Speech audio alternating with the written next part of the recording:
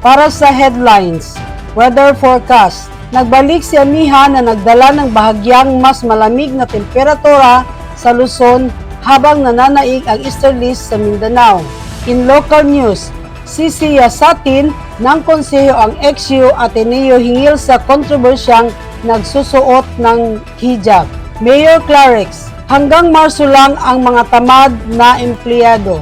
Halos 300,000 ang danyos ng mga sunog sa bahay sa Misok. 54 anyos na ina sa Barangay Bugo nitong lungsod na sunog patay. For the National, nagsusulong si Teodoro para sa mas mataas na presensya ng militar sa Batanes. Namigay si Marcos ng mga titulo ng lupa sa mga nakatanggap ng reformang agraryo sa Davao City. Para sa International, nagpahayag ng pasasalamat si Biden sa mga Black American para sa kanilang suporta. Para sa Entertainment, nagbahagi si Isa Prisman ng mga pananaw tungkol kay James Reid at tinutugunan ang mga kritisismo. On the horizon, si Liza mula sa Blackpink ay nagbigay ng pahiwatig tungkol sa isang paparating na proyekto. Sports. Sa MMA, masigasig si Williams na makasali sa mga stand-up na palitan ang adiwang. Sa pagbibisikleta, ipinakita ng Prado Bonilla at Altamirano ang pangingibabaw sa mga karera ng individual na time trial o ITT. Para sa international feature, binitawan ni Miss Japan, ipinanganak sa Ukraine ang corona kasunod ng pagkakasangkot sa isang may asawang doktor. National feature, layunin ng Quezon City ang 100,000 turista na may inaugurasyon ng China Heritage Store. Trivia, ang dahilan kung bakit ang hipon ay may puso sa kanilang mga ulo.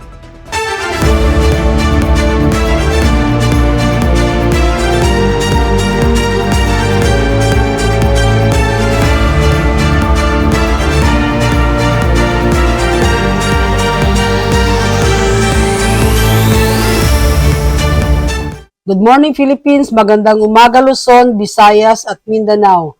Ako ang iyong tagapagbalita, Tina Gallego.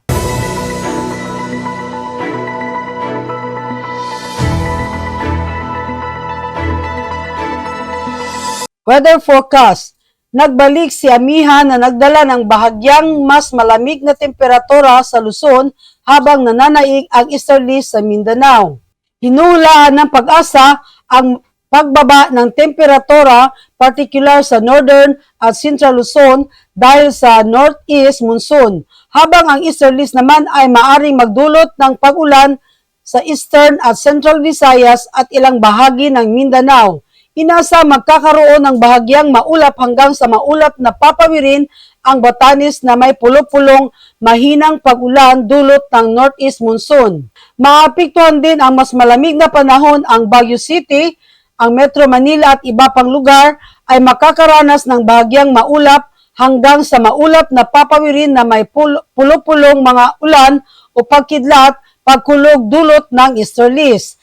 Nagbabala ang Pag-asa sa posibleng pagbaha o pagguho ng lupa sa Davao Region, Caraga, Northern Mindanao, Southern Leyte at Bohol dahil sa katamtaman hanggang sa malakas na pag-ulan mula sa easterlies.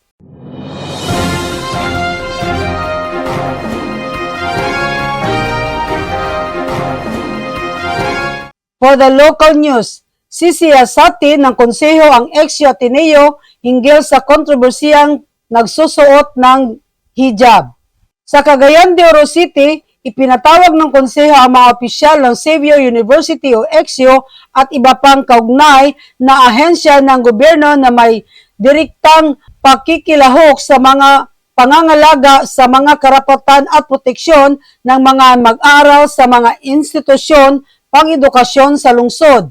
Ito ay kasunod ng mayoryang pag-aproba ng konseho sa pangunguna ni City Vice Mayor Jocelyn Bebot Rodriguez na nag-endorso sa special na ulat ni Konsehal Girly Balaba na nag-iimbestiga sa diskriminasyon laban sa ilang nursing students sa universidad.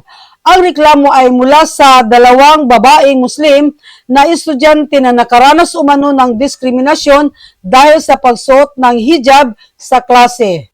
Pagpahayag ng kalawang kasiyahan si Balaba sa mga aksyon ng administrasyon ng universidad at nananawagan sa konseho na magpatibay ng batas na nagbibigay ng proteksyon hindi lamang para sa universidad kundi para rin sa iba pang malalaking kolehiyo ng estado sa lungsod.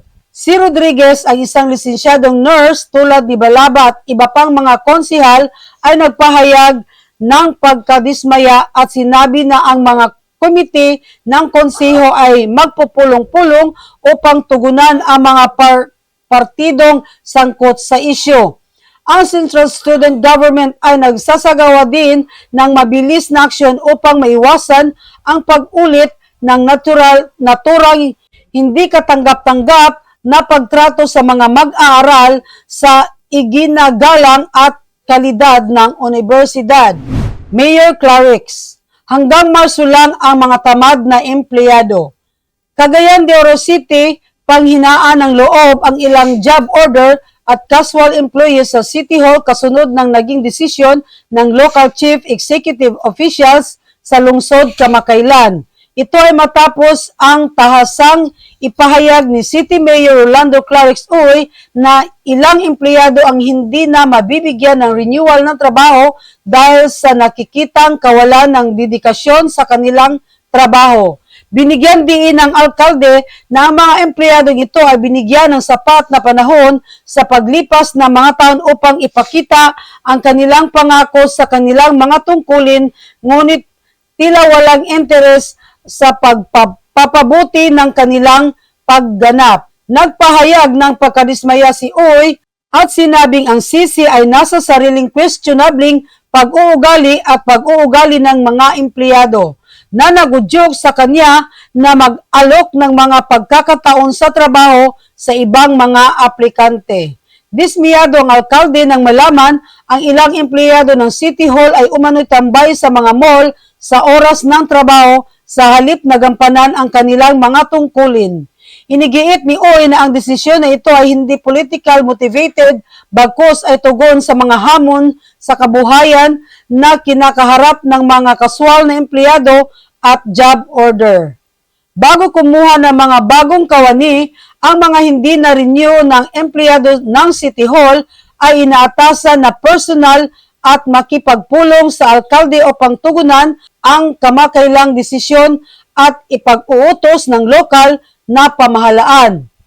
Noong nakarang taon, ang isyu ng pagkakaantala sa pagbabayad ng sweldo sa mga empleyado ay nagbunsod ng kontrobersya kung saan ang tanggapan ng alkalde ang responsable sa bagay na ito.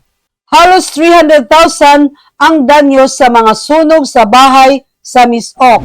Cagayan de Oro City, sinimulan na ng mga investigador ng Bureau of Fire Protection ang mga insidente ng sunog na kinasangkutan ng 3 bahay sa Purok 2, Barangay Talairon, Oroqueta City, Misamis Occidental. Sa spot report mula sa Oroqueta City Fire Station, nagmula ang apoy sa tindahan ni Daisy Loses sa lugar. Isa pang tirahan ni Felix Cañete ang naapektuhan, gayon din ang isang walang tao na bahay na pag-aari ni Joysa Evidente. Sinabi ni Colonel Greg L. Bambo, ang BFP Misamis Occidental Provincial Fire Marshal, na ang isinasagawang investigasyon ng kanilang team ay naglalayong matukoy ang sanhi ng sunog.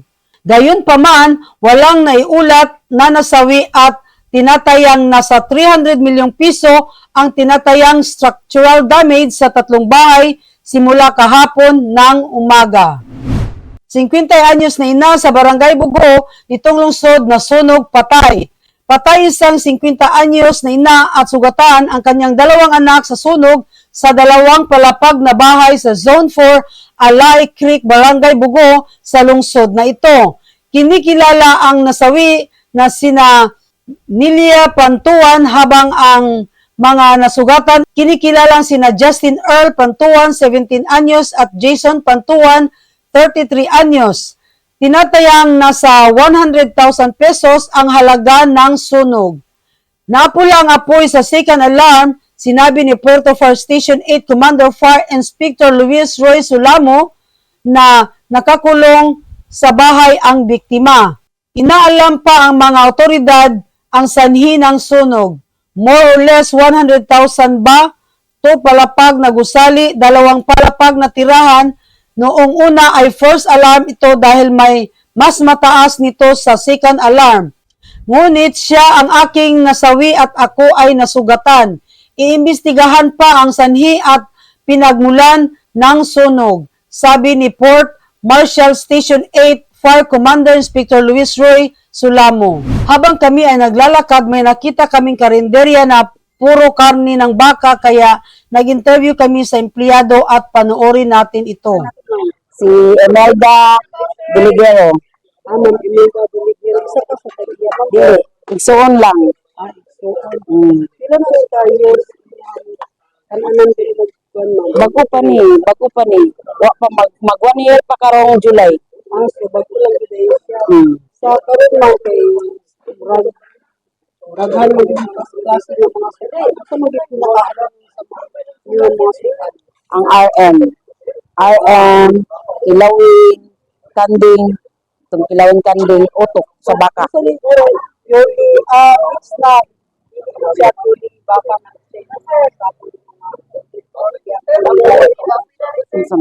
mga sabong na karne. Wala. Wa na gid siya kanang baka ra ginita na naay nakasagol-an ni kanding og manok. So, tuli, Baka ra gid ka nang ang sa inyo ay kada-adlaw nga kung sa mga syllable nga mga ang RM na mo.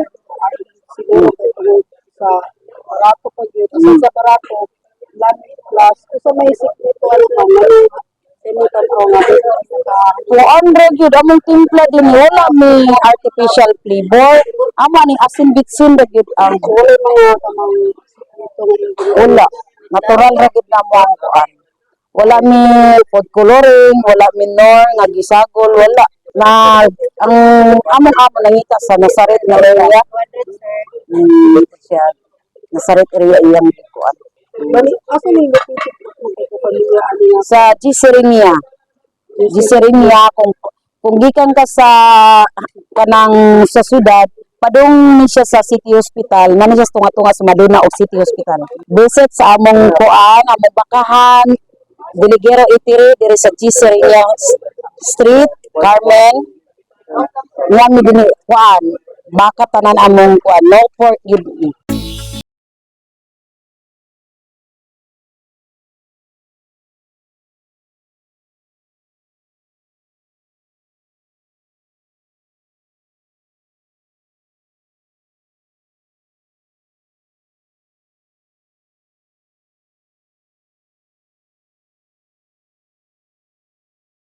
Good morning! Welcome to GoPro Philippines!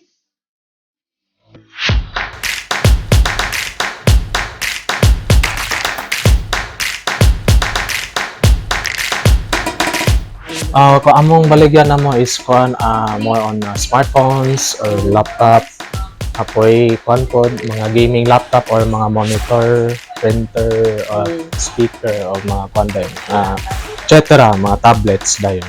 Ang brand ng mga baligya is kasagaragid mga gid siya, mga kaning iPhone o kaning iPhone or sa mga Android dayon si Xiaomi, Poco, iPhone na kani siya, si iPhone 11 mura gid ang the cheapest na kani siya, may halino nila sa mga pangmasa gid sa mga na to, mga kababayan na to is iPhone 11. Yung price is 28,400 ni siya. So barato rin siya lower than SRP, 128 gig yung storage ko dani. 4 gig RAM ni siya. So sa mga 4 gig ni halos sa mga iPhone kusog-kusog na pud ni siya. Kani sa halin halinon gud siya, dili siya ingon nga only one brand lang ang pinahalinon, siguro kaning gud kani si Infinix, Tecno, kani silang duha may mga top mo ni mga top na to kaning duha si Infinix ug si Tecno. Then for sa Kwanda yun, for more on camera si Realme, si Xiaomi. Then sa pinaka-top nato sa kuan nato sa for overall gaming kani si Poco. Nang kuana sa mga overall gaming gid sila. Atong available nato is naatay HP, Asus o Lenovo mo mga tulungan ni abot sa amo mga brand namo sa laptop. Dili tanan nga medyo kuan mo siya. Ang kuan gid kasagara sa mga kuan gid ang kuan nila is Acer or Lenovo. So si Lenovo is more gid siya ang kuan gid kanang high spec gid siya nga lower price gid siya. Pero ang kasagara gid sa mga more on quality pud sa magipangita pud sa mga pang college or kuan is Acer. Si Acer gid ang well known gid na siya nga brand gid si Acer. Affordable pud si Acer pud.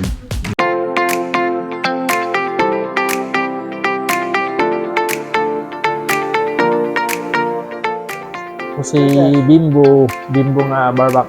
Natay kung sa specs nato siya natay specs nga sa Intel natay Core i3, Core i5.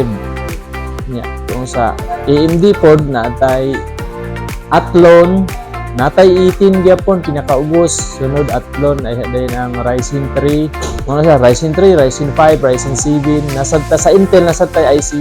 Natay kining border nga available Gigabyte o BioStar, natay MSI, ASRock. Sa atong graphics card napunta kuan kining 4070 Ti, 4070 Ti o 4060 Ti. Ang price ani sir 61,000 ang 4070 Ti. 4060 Ti nasa 31,000 plus. Ang Galax nasa 13,000 ang katong iyang 1660. 8 gig na siya, 6 gig siya sir. Natay diri mga RAM available daghan, Panther ang available o Gramsta.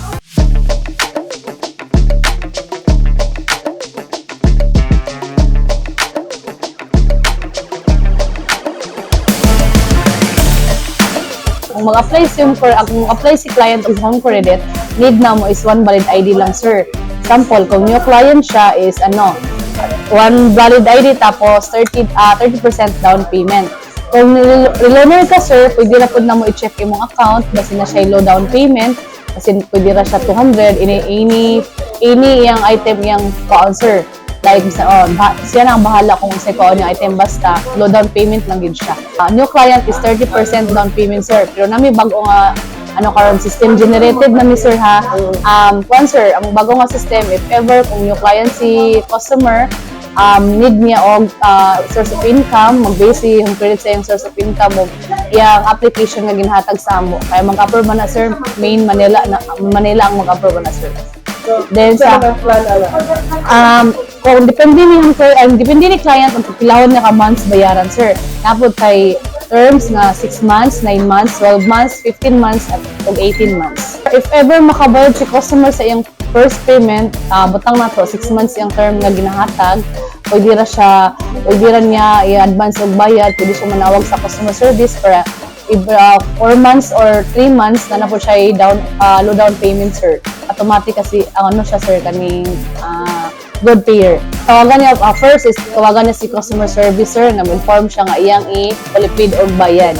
Kung reloaner na mo sir is i-check ang account ni sir or ni ma'am, automatic na siya low down payment. Ang iyang i-down service and bundle yung paon. Pwede ra pud ta furniture, appliance, cellphone, gadgets, laptops, cosmetics, school supply, cellphones, mga sir, headset, pwede po ta bundle, mga laptop, mga speaker, printer, monitor, keyboard. Kung wala kay cash sir, pwede na po ka utang. Need lang na mo ID lang yun og 30% down payment maman sir. Pakita lang si Home Credit.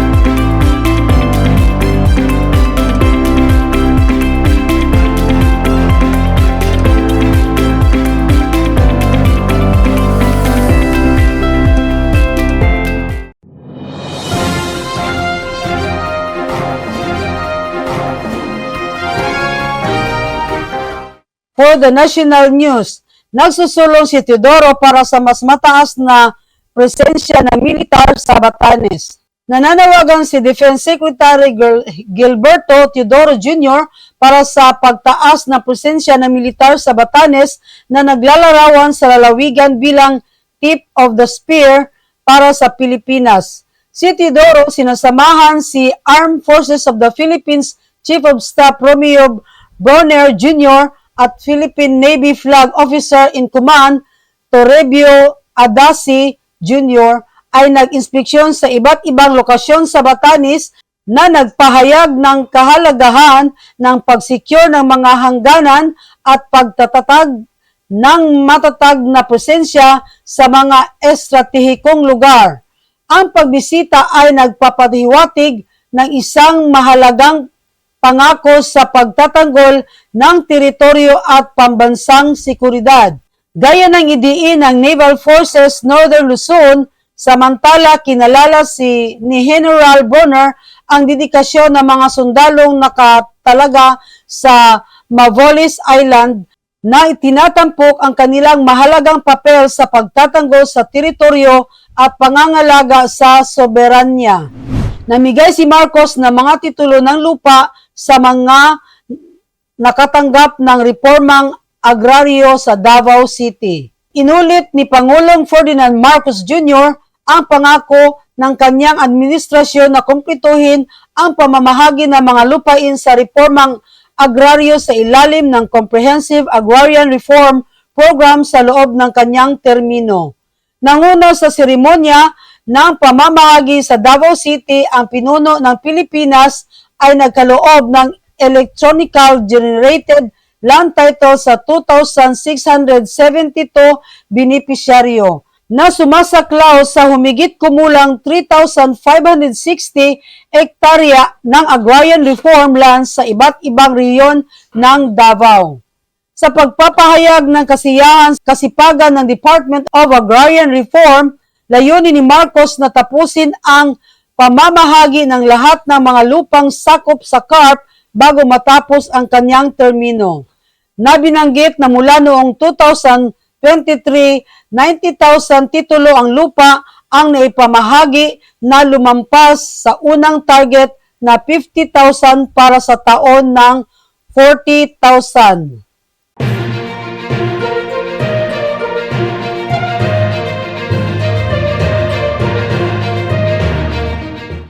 Para sa international news, nagpahayag ng pasasalamat si Biden sa mga Black American para sa kanilang suporta.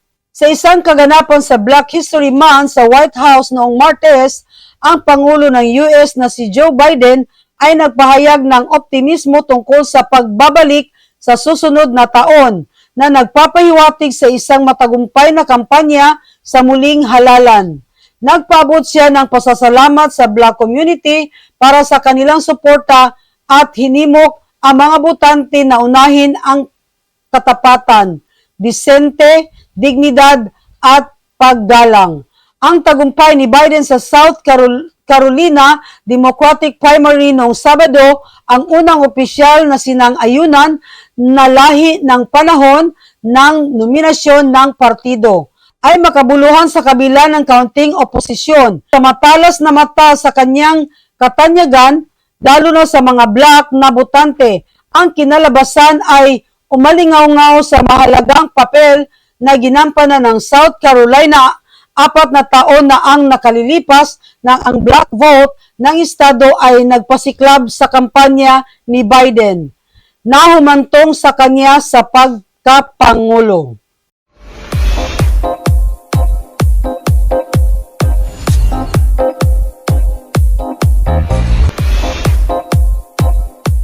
Para sa entertainment, nagbahagi si Issa Pressman ng mga pananaw tungkol kay James Reid at tinutugunan ang mga kritisismo.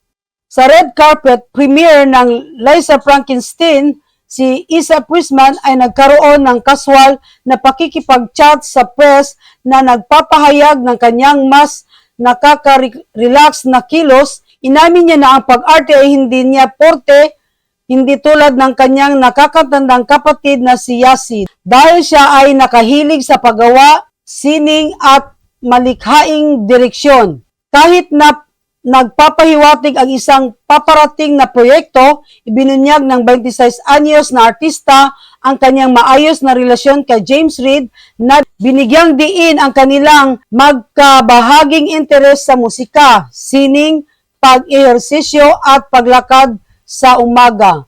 Pinuri ni Pressman si Reid bilang isang supportive partner sa mga oras ng hamon na binanggit ang kanyang karunungan at nakakaaliw ng mga salita. Hindi nabigla sa online na magpuna, pinili niyang huwag magbasa ng mga masasamang komento at mananatiling nakataon sa kung ano ang maaari niyang kontrolin. Ipinagkibit balikat ng Pressman ang mga chismis na may ugnayan kay Reid, kay Liza Soberano at sinabing hindi siya mahilig sa online na chismis. On the horizon, si Liza mula sa Blackpink ay nagbigay ng pahiwatig tungkol sa isang paparating na proyekto. Ang Thai-born K-pop sensation na si Liza ay nanunukso ng isang bagong proyekto noong Miyerkules na nagpasigla sa kanyang mga tagahanga. Ibinahagi ng 26 anyos na rapper at dancer mula sa girl group ng Blackpink ang isang monochrome na larawan sa kanyang Instagram story na may mga salitang coming soon, na agad na umasam at ginagawang trend sa Pilipinas. Ang Liza at Liza coming soon ang nagpapahayag na ito ay kasunod ng anunsyo ng YG Entertainment mahigit isang buwan na ang nakalipas, kabilang si Liza ay hindi mag-renew ng kanilang mga kontrata para sa mga solong aktibidad sa kumpanya. Habang patuloy na pinangangasiwaan ng YG ang mga aktibidad ng grupo ng Blackpink, ang mga detalye tungkol sa solong pagpupursige ni Liza at sa iba pang miyembro ay nananatiling hindi isinisiwalat. Noong 2021, inilunsad ni Liza ang kanyang solo music career sa solong album na La Liza na nakakuha ng Best K-pop Award sa MTV Video Music Awards sa susunod na taon.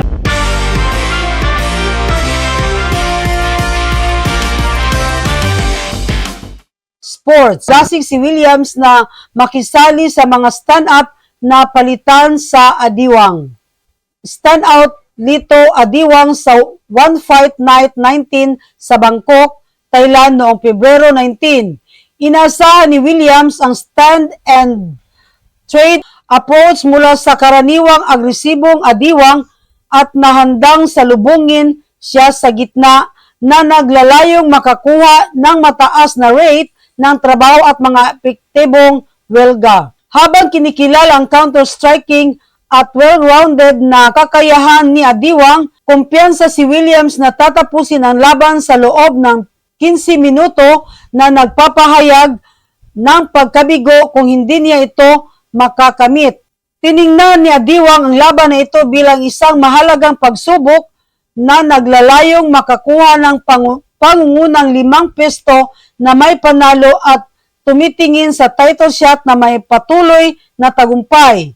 Nakatakdang maganap ang kaganapan sa Lumpini Boxing Stadium. Sa pagbibisikleta, ipinapakita ng Prado, Bonilla at Altamarino ang pangingibabaw sa mga karera ng individual na time trial o ITT.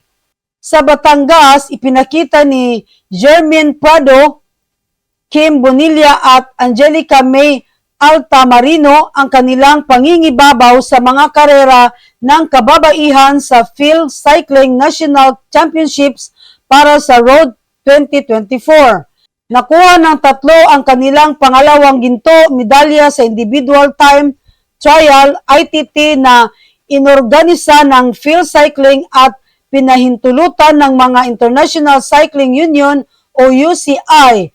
Nagtakda si Prado ng kahangahangang record ng Women Elite na nakumpleto ng 19.91 km na kurso sa loob ng 43 minuto at 40.64 segundo. Nanguna sina Bonilla at Altamarino sa Women Junior at Women Under 23 categories ayon sa pagkakasunod. Lahat ng tatlong cyclista ay nagwagi din sa mga criterium race. Sa men's ITT, nasungkit ni Nicole Pareha ang panalo sa oras na 44:29.93 sa men's elite race. Sinaksihan ng mga kategorya ng kabataan sina Evain Osias, J. Carl Nunez, Maria Luis Alejandro, Jerry Cabael at Sam Steele Mamites na makakuha ng kanilang ikalawang gintong medalya. Philippine Navy Standard ang insurance ay nangigibabaw sa men's elite race noong Lunes.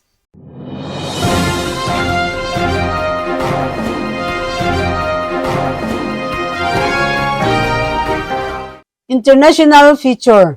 Binitawan ni Miss Japan, ipinanganak sa Ukraine ang corona kasunod ng pagkakasangkot sa isang may asawang doktor. Hindi maangkin ang corona ni Miss Japan ngayong taon dahil kusang binitawan ng Ukraine-born winner na si Carolina Shino ang kanyang titulo sa gitna ng mga kontrobersyang nakapaligid sa mga ulat sa kanyang extramarital affair sa isang may asawang doktor. Ang paunang debate sa kanyang nominasyon ay tumindi pagkatapos sa masira ang iskandalo na lumalabag sa mga pamantayan ng beauty pageant na nagtataguyod ng mataas na moral na pag-uugali. Ang mga Japanese entertainment personalities na naharap sa mga katulad ng iskandalo ay kadalasang nakaranas ng pampublikong backlash. Tinanggap ng Miss Japan Association ang kahilingan ni Shino na ibalik ang corona para sa mga personal na dahilan na nagpahayag na walang magiging Miss Japan para sa 2024. Nagpahayag si Shino ng malalim na paghingi ng tawad na kinikilala ang kabigatan ng sitwasyon at ang epekto ng mga kasangkot. Ang pageant na nakatuon sa Japanese style beauty ay isinaalang-alang ang panloob na kagandahan, itsura at mga aksyon. Si Shino ay lumipat sa Japan sa edad na 5 ay nagbigay diin sa kanyang pangako sa mga halaga ng Hapon. Iba-iba ang mga opinyon ng publiko sa social media na sumasalamin sa pagkakaibang pananaw sa usapin.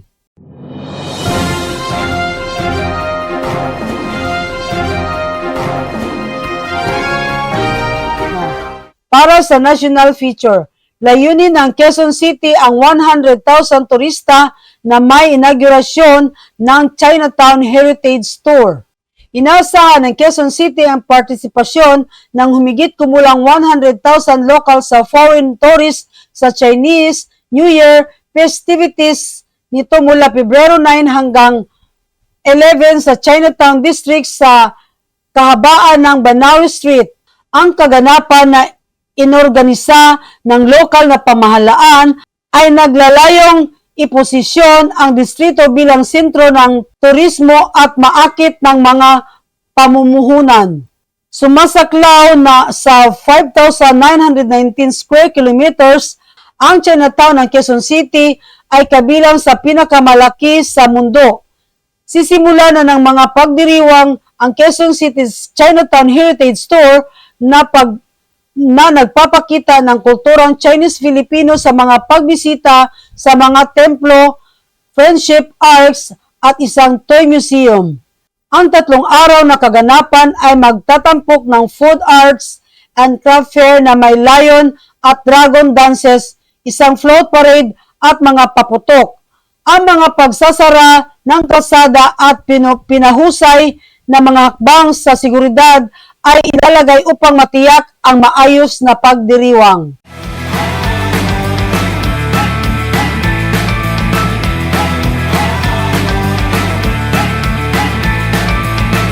Para sa trivia, ang dahilan kung bakit ang hipon ay may puso sa kanilang mga ulo. Inuulat ng Tilangana Today na ang hipon ay mayroong mahalagang bahagi ng katawan, kabilang ang kanilang puso, tiyan at vertebral nerve cord na nasa loob ng kanilang ulo para sa kaligtasan dahil ang bahaging ito ng katawan ay nag-aalok ng mas mahusay na proyektong kumpara sa dulo ng buntot. Ang cephalic na bahagi na binubuo ng ulo at thorax ay natatakpan ng matigas na exoskeleton upang protektahan ang mga panloob na organo mula sa pinsala na maaring makamatay. Binago ng hipon ang anatomical arrangement na ito sa pagligtas ng panahon upang matiyak ang kanilang kaligtasan. Bukod pa rito, nagtatampok ang mga puso ng hipon ng 3 pares na mga pasukan para sa sirkulasyon ng dugo. Hindi tulad ng mga puso ng tao na may 2 pares na mga silid, ang komplikadong sistema ng sirkulasyon sa hipon ay nangangailangan ng koordinasyon ng maraming mga balboa upang mapanatili ang mga antas ng oxygen sa ilalim ng tubig, na nagbibigay diin sa masalimuot na mga proseso ng physiological ng kasangkot sa kanilang paggalaw. At iyon ang nakuha naming impormasyon mula dito at sa ibang bansa. Patuloy na makinig at manood. Please subscribe, follow, like, and share Pinoy Rab sa YouTube channel at maraming salamat sa panunood ng Pinoy Rab News Channel Cagayan de Oro. Hinihiling ko sa inyo na suportahan at mag-subscribe at i-on ang notification para sa higit pang mga update at impormasyon. Muli, maraming salamat at magandang araw.